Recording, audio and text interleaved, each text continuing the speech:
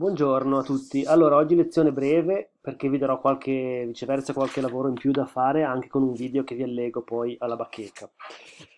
Allora, siamo a pagina 92. Abbiamo visto l'altra volta l'equipaggiamento della camera e la volta prima ancora abbiamo visto la reception e soprattutto un sacco di parole e di vocaboli che descrivono queste sale.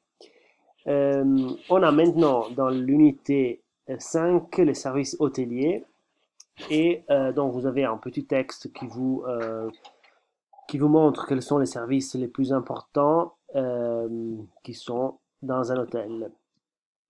Euh, alors, il vous dit, par exemple, ici, vous avez les services les plus communs dans un hôtel. Donc, vous avez l'accueil, bien entendu, qui est il ricevimento. Les services de restauration. Pas tous les hôtels ont un service de restauration, mais souvent, vous avez un restaurant dans l'hôtel. Vous avez le service à l'étage, le service au piano, salle de lecture, salle de jeu, le parking ou le garage, gratuit ou payant, parce que parfois il faut payer le garage.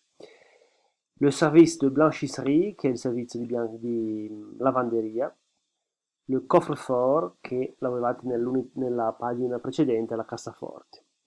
Certains hôtels offrent également un service de babysitting ou d'animation pour les enfants, un service de secrétariat pour les congrès et les séminaires, comprenant des interprètes, des traducteurs, un centre bien-être. Sauna, talassoterapia. Eventualmente avete anche questi servizi. Se un hotel ha tante stelle, piscine, cours de tennis, golf, plage, etc.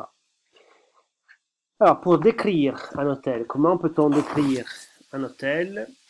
Vous avez des formules typiques. Donc, par exemple, vous avez notre hôtel est situé, immergé dans, quindi è situato, immerso in.